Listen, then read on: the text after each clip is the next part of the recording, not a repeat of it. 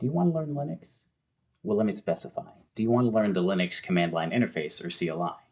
If so, I'm glad you're here. Today, I'm starting a new series that will be all about the Linux CLI. And in this first episode, I'm going to start with the basics, as though you've never interacted with the Linux CLI before. I'll walk you through how to navigate the interface and explain everything I can along the way. Today, I'll be covering the pwd, ls, and cd commands. So let's get started.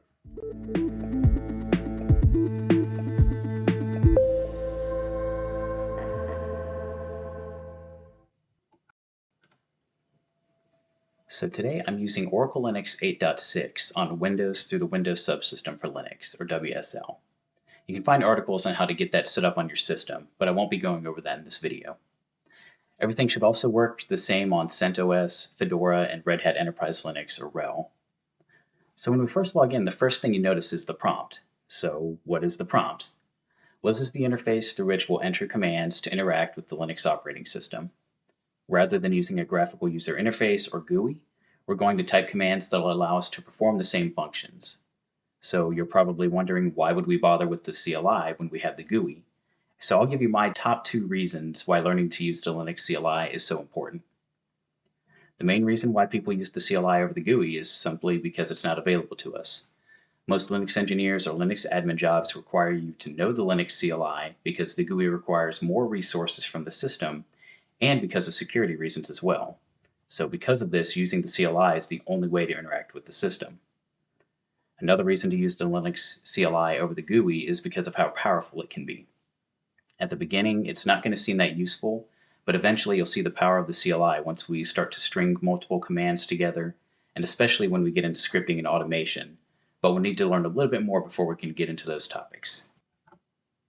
So now that we've covered why we want to use the CLI and what the prompt is, we're ready to start talking about our first commands. So let's dive in and learn the most basic commands to get us started. So when we first log in, we log into our home directory. And this is the home directory for the user that you're logged in as. In this case, I am Butler K, so I'm in my home directory. And our first command that we'll use is to tell us what our working directory is. And so to see our working directory, we're going to use the pwd command, which stands for print working directory. And I'll hit enter, and we get a response. So in this case, it's telling me /home/butlerk is my home directory. And it's also known as a path. So this is the path to where I'm at. And what the path does is it just tells you in which directories you need to follow to get to a particular location on the system. So this is nice and simple. We've learned our first command, pwd, and now we know where we are on the system.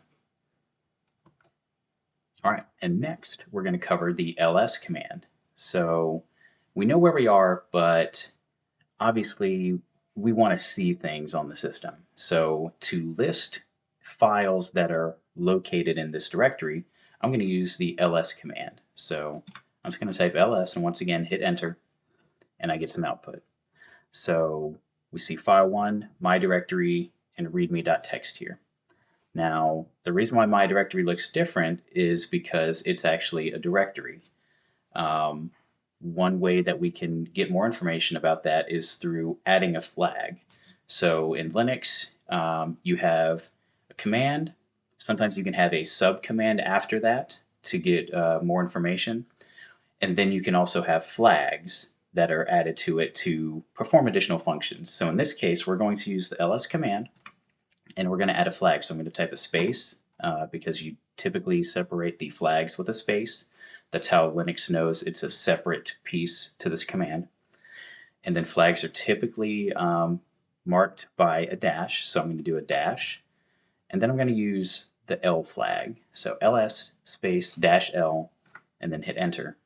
And notice I see file 1, I see my directory, and I see readme.txt. But I also see a lot more information. And here we can tell through the output. So we have this dash, a D, and a dash. And I'm just looking at the very first character on the left here. So what the dash means is this is a file on the system. And then the D means that it's a directory. So there are more types. You can have like an L for a link, but we're not going to cover those just yet. So dash is a file, D is a directory, that's probably 95% of what you'll run into on a Linux system. Now, when we look at the next piece of information after the dash or the D, what we see is a repeated RWX, RWX, in this case R-X. This has to do with permissions on the system. I'm not going to jump in yet because I'm going to have a separate video that covers these details, but just know that this information tells us the permissions for the file or directory on the system. The next piece of information that's useful to us is this. This is the username. This is the group. So the username and the group are basically who owns the file, and the group is, okay, what group owns the file. Once again, I'll have another video that covers these topics, but just know that a user can own the file, but you can also assign a group that has a set of permissions on the file. This area right here, this indicates the size of the file. So this is 0 bytes. There's nothing in here. We've got 13 bytes in this file. And then this one, directories can be different sizes, but there are files in this directory. So in this case, it's 4096 bytes. After that, we see the date and the time. So I created these files yesterday evening. And finally, we have the file name or directory name at the end. So that is everything that the L flag lists, which ls-l, the L stands for long. So that's how you can remember that flag when using the ls command. So another useful command that you can use, it's not an ls command, however, it's what's known as an alias. I use it a lot because I typically use ls-l to view the files because I want to know all the information that's there, is to simply type ll. So this should work on most systems on CentOS, Fedora, Red Hat, and in this case Oracle Linux. So rather than typing ls-l, I type ll, hit enter, and notice I get the exact same output. So that's a useful command. Like I said, it's very shorthand, a lot easier to type, especially for me. Like I said, ls-l has a lot of good information that I typically use when troubleshooting, and because sometimes having the wrong user or having the wrong group, having the wrong permissions, knowing when the file was last modified to figure out when an issue occurred and where I should look, that's information that I'm typically looking for on the system. So another command I can use, or sorry, another flag I can use with ls is the A flag. So I'm going to do ls, and because I like L, I'm going to keep L here, so I'm actually going to stack another flag with it. So I'm going to use the -L for long, and then I'm going to use the lowercase a. So this is going to show me all files, and you'll see what I mean here. So I'm going to hit enter. So notice we see a little bit more output, and the files that are here, though, they all begin with a dot. So we got .bash history, .bash logout, .bash profile, .bash rc.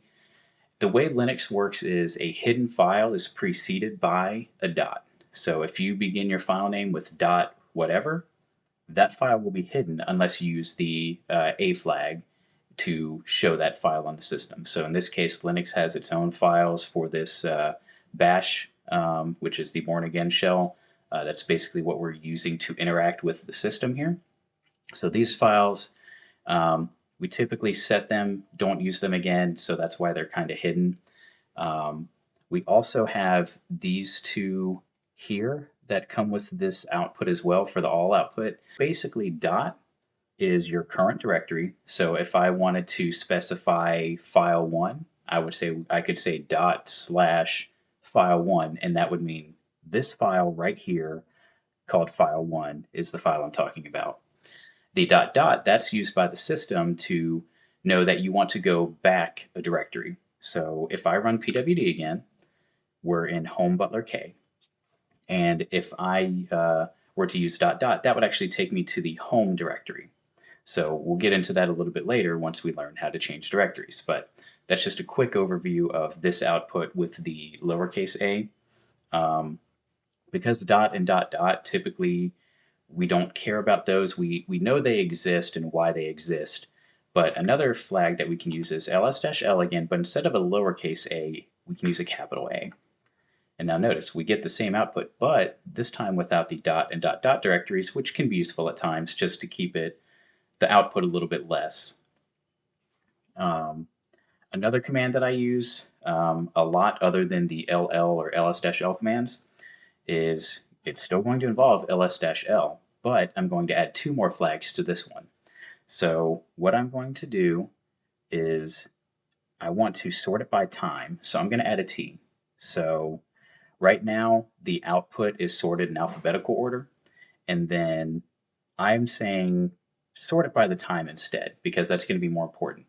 But then on top of that, I want to reverse it. So I'm going to use the R flag. And you'll see why when I hit enter here. So I'm going to hit enter. Now, if we look at the files, they're in a different order. They're not quite alphabetical. File 1 and then readme first and then my directory. And if we look at the time, we notice they were all made on October 6th, but this file 1 was made first. The readme file was made second, a minute later. And then my directory was created a little bit later. Actually, it was modified. So um, the date that's here isn't when it was created. For the files, that is the case. However, the date that's shown in this output will actually be when the file was last modified. So, like I said, this is a useful command mainly because having the new file at the bottom, since your prompt is towards the bottom, your eyes will go to the very first thing above it, which would be the most recent file. So that's why admins typically use the LTR together, because it tells us quickly, especially when you have a lot of output, just the files directly above the prompt. Those are the files that were modified most recently. So, so we've gone over ls and we've seen where ls can show the files in a directory, but you can also use the flags and you can actually give it another path or another directory, and ls will show you the contents of that folder. So in this case, rather than doing ls, I'm going to do ls-l, and let's take a look at what's in my directory. Let's see what's in there. So now what I did here, I also want to share this as well. It's a good piece of information. So the my directory is unique enough to where I can use a shorthand to make navigating the system easier. So ls-l, because it starts with an M, no other file in this directory starts with an M. So what I can do as part of the born again shell or the bash is to hit the tab key. So I'm going to hit tab, and notice it autofills for me. So this is an awesome tool. Like I said, it only works whenever your files are unique enough. Once you get to having tons of files in a directory, you'll notice you might have to add a little bit more, or you might type something, hit tab, it'll autofill most of the way, and you might have to add more content. But this does make navigating the system much easier. Just wanted to share that with you guys, just as a fun thing to use, very useful. So back to this ls-l. I want to see what's in my directory, and I want it to give me the long output. So I've got the command, I've got the flag, and then I've got the directory that I want to take a look at. So when I hit enter, notice we get different output. So what I see here are the files that were created and that exist within my directory. And just to show you again, I haven't gone anywhere. If I do ls-l, I still see file 1, my directory, and readme.txt, which is in the directory that I'm currently in. So we're able to use ls and pass it in an argument that will tell us what the contents of that directory is. I can also do it for somewhere else completely. So I can do ls-l, and I'm going to use a completely different path. So var log is typically where system files are. And what I'm going to do is just hit enter here, and notice I get more output. So I'm still in my home directory, as we can tell by here, the tilde. I can also confirm with pwd, still in home butler k. However, I can view other directories. This is very useful, once again, like I said, with maybe you're troubleshooting, maybe you're comparing logs for something, or just want to see where files are located because you've got to move things around. So we can use ls in our current directory, we can use it in another directory, and one other thing that we can do is, let's say I've got a lot of files and I don't want to get a ton of output. Maybe I just want to see everything about readme.txt. So once again, I'm going to use ls-l, and instead of giving it a directory, I'm going to give it just a file name. So just type the first few characters, hit tab, it autofills, and now I only get the output for the file that I wanted.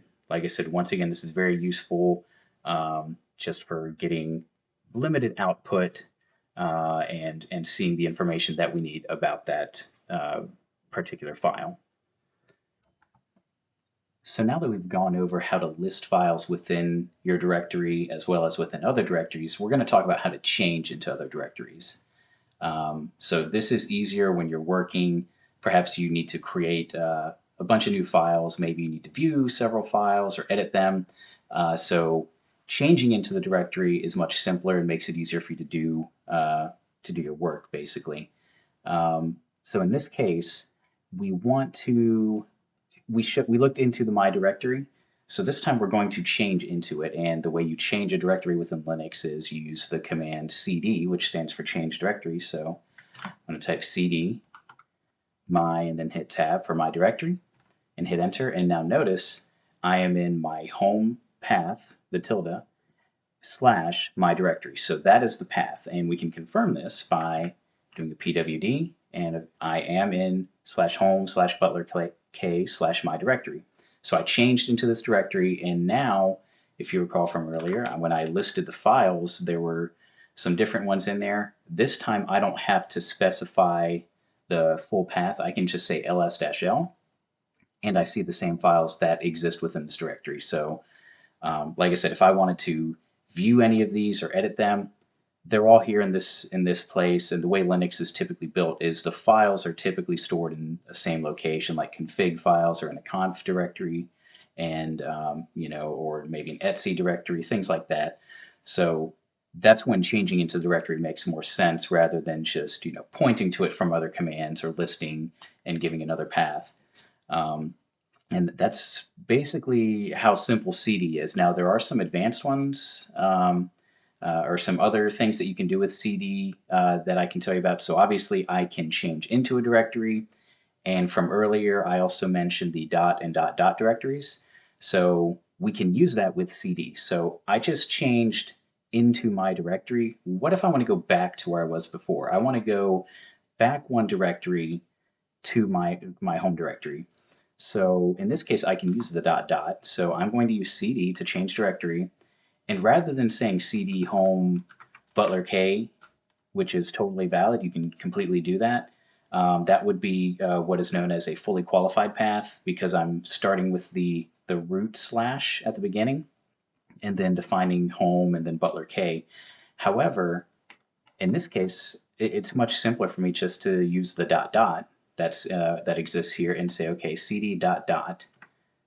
And when I hit enter, it takes me back. So I'll run pwd again, and notice I'm now in just /home /butler k where I was before. So like I said, that's where dot dot comes in handy. Every directory has it. You can actually stack them within, like cd dot dot / dot dot.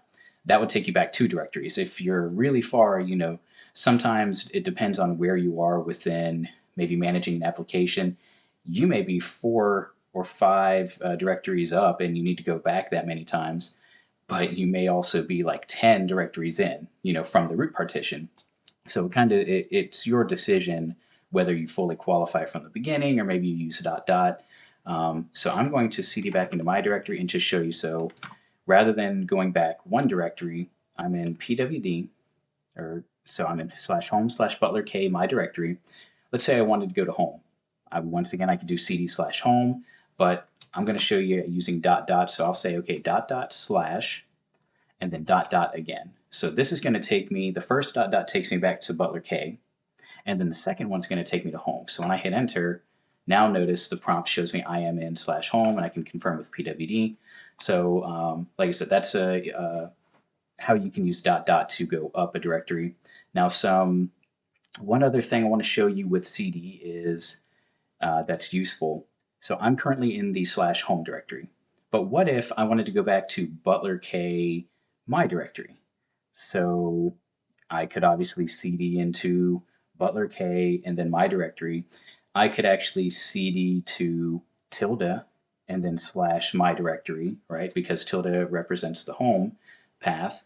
Um, but in this case, I'm going to use the dash here. So I'm going to say cd dash, and that's a way, what it does is the dash just basically moves you back and forth between the current directory you're in and the previous one. So in this case, the last one I was in was home. So if I run cd dash again, I go to home. And I can just keep doing this, and it'll just keep alternating me back and forth. And this is useful for, like I said, with your home directory, you may stage files there, but you need to move files to another location. Well, you can very easily just go back and forth between those two working directories, do what you need to do, and then um, use cd dash to alternate between those locations. Now, another thing I wanted to show you, a couple quick ones with cd. There's not too many things that you can do with it, at least from a useful perspective from what I've used. One of those is, as I mentioned, the tilde represents home, and to show you that it represents home, I can do cd to the tilde character, which that is the shift, and then it's the back tick, which is above my left tab and beside my one key on the number row. So if I do cd to tilde, that's going to take me to my home directory. So that's nice. Like I said, that's a useful way to get back to where you are. But even better, another thing that you can use is just cd by itself. So I'm going to go somewhere else. I'm just going to go to cd var. I want cd to var log, and let's say I want to go back to my home directory.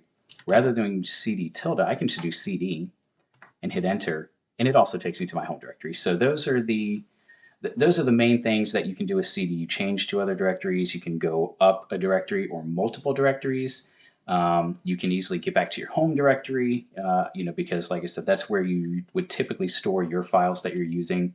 But yeah, that basically covers how to change into other directories and to change where you're working from when you're working on a Linux system. All right, so that's it. Today we learned why we use the CLI over the GUI. We learned the pwd commands. We learned how to find where we are on the system using that.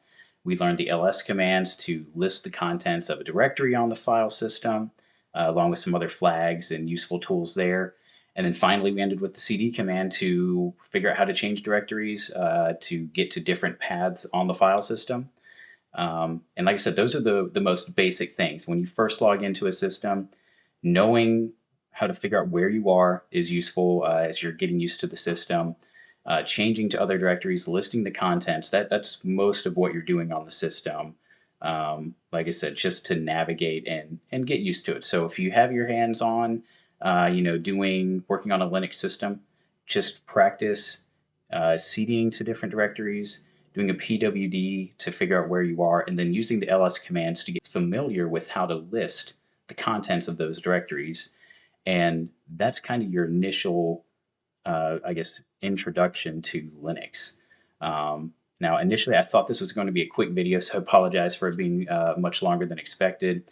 Hopefully, you learned a lot and you understand these commands well, and hopefully, you understand when to use them and why to use them.